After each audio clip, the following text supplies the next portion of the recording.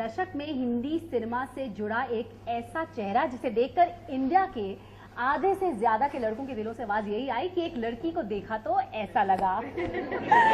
हमारे साथ है वही लड़की मनीषा कोइराला। स्पॉटलाइट में आपका बहुत बहुत स्वागत है। Thank you so much. Manisha, आप 26 साल पहले 25-26 साल पहले आपने इंडस्ट्री ज्वाइन की। yes. 2 दशक 2 डेकेड से ज्यादा हो गया एंड इंडस्ट्री ने एम्ब्रेस भी बहुत किया, एक्नॉलेजमेंट दिया, लव दिया, स्ट्रगल, सक्सेस सब कुछ देखा। तो आपके लिए क्या डिफिकल्ट था ज्यादा हैंडल करना, स्ट्रगल की सक्सेस? दोनों। क्योंकि एक्चुअली पहली चीज तो मैं कहना चाहूंगी कि जिस किस्म से मुझे प्यार और आशीर्वाद और सबने इतने अच्छे तरह से मुझे अपनाया और वेलकम किया अभी रिसेंटली ये डियर माया के, I feel overwhelmed with that. बहुत बहुत शुक्रगुजार हूँ, ग्रेटफुल हूँ फॉर दिस। एंड दूसरी चीज़ कि सक्सेस और स्ट्रगल दोनों ही इम्पॉर्टेंट है लाइफ में। जो चीज़ हम स्ट्रगल के दौरान सीखते हैं वो सक्सेस में नहीं सीख पाते हैं। तो मुझे लगता है कि लाइफ में, जिंदगी में दोनों का उतना ही इम्पोर्टेंस है। हाँ, जैसे आपने कहा कि सक्सेस भी और स्ट्रगल दोनों देखा, तो आप क्रेडिट एक बॉलीवुड में सर्वाइव करने के लिए एक स्ट्रेंथ चाहिए होती है जी, तो उसका क्रेडिट आप किसे देंगी?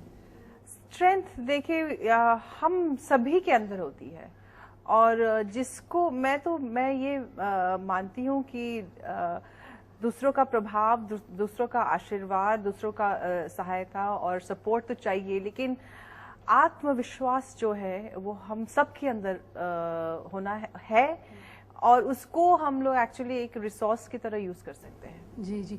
और मैंने सुना है, एक किस्सा मैंने सुना है, पता नहीं सही है कि नहीं, कि जब आप 1942 लव स्टोरी में जब आपने शायद विधु विनोद चोपड़ा वो आपके जब टेक्स ले रहे थे, उन्होंने आपको कहा कि मनीषा तुम्हें एक्टिंग नहीं आती, ऐसा कुछ बोला था। डैम। बहुत सही बोला उन्होंने। एक्चुअली मुझे लाइफ में मैं उस दिन के actually I am a huge, I feel I am so grateful कि Vinod got angry with me. I had gone to do a screen test और he didn't like my screen test at all and then when he said something like that, मुझे इतना धक्का हुआ और मुझे इतना चोट लगा। तो मैंने कहा विनोद प्लीज इतने जल्दी डिसीजन नहीं लेना, मुझे 1 दिन और दे दो, मैं कल वापस आना चाहूंगी और दोबारा कोशिश करूंगी। उस 24 घंटों के अंदर मैंने अपनी जान लगा दी उस सीन में। मतलब कि ना मैंने खाना खाया, I don't think I drank water, I don't know, I was सोना वोना सब भूल के आई वाज जस्ट रीडिंग। और उस वक्त मैं ये पागलपन देख के मेरी माँ मुझे एक्चुअली बहुत चिंतित हो गई। उन्होंने कहा बेटा रहने दो, फिल्म की जरूरत नहीं है, तुम ठीक से रहो। मैंने कहा नहीं माँ, मुझे किसी ने ऐसे बोला है तो मुझे कोशिश तो करना पड़ेगा, बाद में हो ना हो, लेकिन मैं अपनी तरफ से कोशिश तो जरूर करूंगी। तो उस 24 घंटों में मैंने जो कोशिश की, फिर जाके नेक्स्ट डे स्क्रीन टेस्ट दिया वापस। तो फिर विनोद ने कहा कल अगर तुम माइनस थी, 0 थी, तो आज तुम 100% हो। तो जो कुछ भी तुमने इस 24 घंटों में किया, तुम्हें थ्रू आउट द फिल्म वही करना है। तो उस वक्त मुझे मेहनत का वैल्यू पता चला। उस वक्त मुझे पता चला कि अगर वो मुझे डांटते नहीं, अगर वो मुझे इस तरह से बोलते नहीं, तो शायद मैं अभी तक एक्टिंग नहीं समझ पाती, शायद मैं इतना मेहनत भी नहीं करती। तो इसीलिए मैं कहती हूँ डांटना भी बहुत अच्छी चीज होती है और डांट खाना भी बहुत जरूरी होता है सबके लिए। इनफैक्ट आपके जितने भी कोस्टार्स हैं आपके लिए, जैसे उन्होंने आपके लिए कहा आप हमेशा चिल्ड आउट रहती थी और ऐसे नखरे कभी सेट्स पे आपने ऐसे हीरोइन वाले नखरे नहीं, चिल्ड आउट, फ्रेंडली। उसके अलावा सुभाष जी ने आपके लिए कहा कि आपने उनको कहा था कि हिंदी फिल्म इंडस्ट्री को आप बहुत ही happy place, film with happy people मानते। तो आज भी क्या आपका वो जो नजरिया है कायम है? No, there is a lot of struggle. बहुत मेहनत करनी पड़ती है, बहुत कंपटीशन। हैप्पीनेस जो है वो हमको खुद को ढूंढना पड़ता है और खुद को एक डिसाइड भी करना पड़ता है कि कोई भी, चाहे कुछ भी सर्कमस्टांस हो, मैं I am going to be happy and I am going to remain, I'm going to always look at the positive side rather than the negative side. तो ये खुद का डिसीजन होता है, खुद का माइंड मेकअप होता है। Happy people you know industry में भी हैं और इंडस्ट्री के बाहर भी हैं। शायद वही मनीषा भी कह रही, शायद कंपटीशन की वजह से हमें दूसरा साइड भी उनका नजर आता है, स्ट्रेस वाला साइड। लेकिन फिल्म आ रही है आपकी डियर माया, उसमें इट्स अबाउट, उसमें लव है, एक उसमें एक जो स्टोरी है, होप की है, स्ट्रगल की है, लव की है, कुछ बहुत सोलफुल स्टोरी ऐसी लग रही है। ट्रेलर जैसे हमने देखा, तो इस फिल्म के बारे में बताइए आप हमें कि आपने इस अनयूजुअल सब्जेक्ट को कैसे चुना।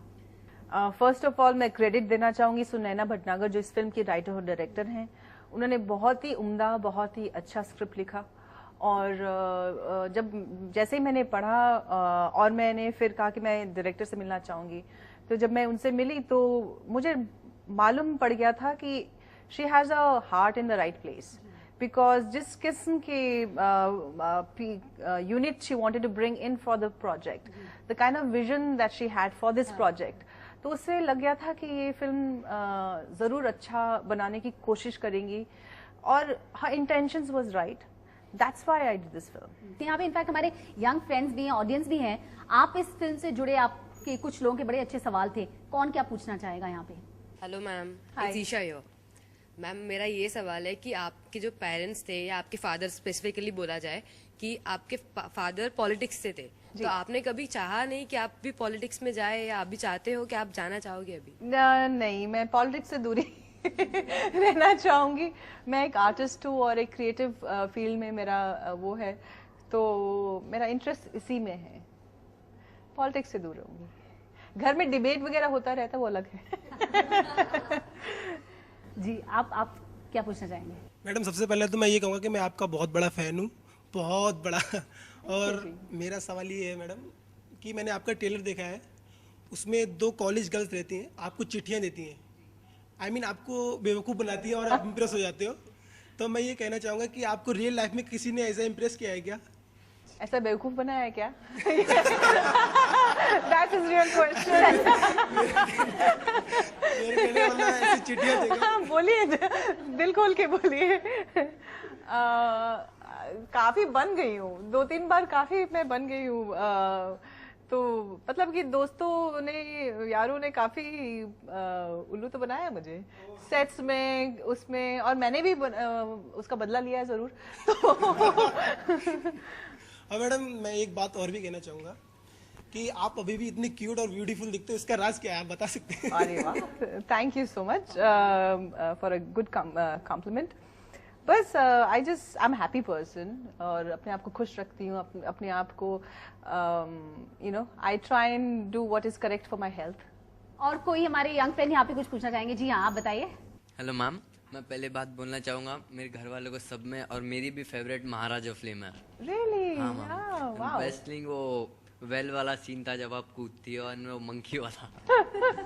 मैम मैं पूछना चाहूंगा, आप एक्टर, मतलब क्या इंस्पायर किया आपको एक्टर बनने के लिए? मतलब कौन से एज से आपको लगा कि एक्टिंग में जाना चाहिए, और क्यों? ऑनेस्टली मुझे बचपन में ये बिल्कुल ख्याल नहीं था कि मैं एक्टर बनूंगी, एक्ट्रेस बनूंगी और फिल्मों में आऊंगी।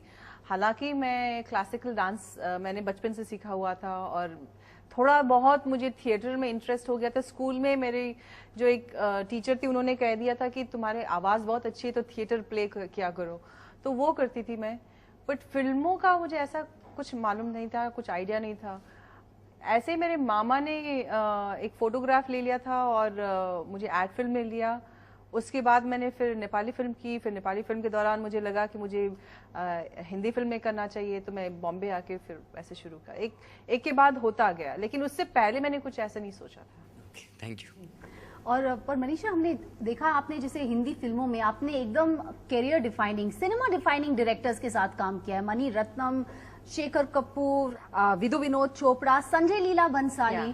तो जो फिल्में आपने की हैं, सिनेमा डिफाइनिंग फिल्में, मुझे बताइए इनके प्रोसेसेस में आप जैसे आप उनको देखती हैं, या वो फिल्में जैसे उनका क्राफ्ट को भी देखती हैं, तो आप कैसे आप बताएंगी? I think I was blessed and it was purely God sent. मतलब कि अभी when I look back and think that I was never that you know calculating और एम्बिशियस कि मैं ये करूंगी। मैंने कुछ सोच के नहीं किया, दिल से किया। जी बिल्कुल, जैसे लोगों का ये कहना है जैसे एक बॉम्बर का एक दिल से कि मैं बॉम्बर का किरदार से लेकर 1942 लव स्टोरी है, मतलब ये रेंज जो आपने दिखाया। तो आपके फेवरेट फिल्म या डायरेक्टर वो आपका? हर एक डायरेक्टर ने मुझे कुछ न कुछ सिखाया और कुछ न कुछ बहुत फिल्म के बारे में, लिटरेचर के बारे में, इमोशंस के बारे में, एक्टिंग के बारे में एक मुझे बहुत सारा अच्छा एक्सपोजर मिला। अशोक मेहता जी जो कि अभी है नहीं, but he is one of the finest DOP of India and he really guided me along the way also. उनकी वजह से मैंने बॉम्बे की थी कि मैं सोच रही थी कि मैं बॉम्बे करूं ना करूं, उस वक्त बचपना था, मुझे मालूम नहीं था। तो उन्होंने मुझे डांट के बोला था, अगर अगेन डांटा था सो डांट मुझे बहुत पड़ी है तो डांट के कहा था कि तुम्हें करनी चाहिए फिल्म, तुम्हें मालूम नहीं है मणिरत्नम कैसे डायरेक्टर हैं and all that. So basically एक एंजल के रूप में काफी लोग ने मुझे आके सही रास्ते में डाल दिया और सही चुनाव करने के लिए मुझे दे गाइडेड मी।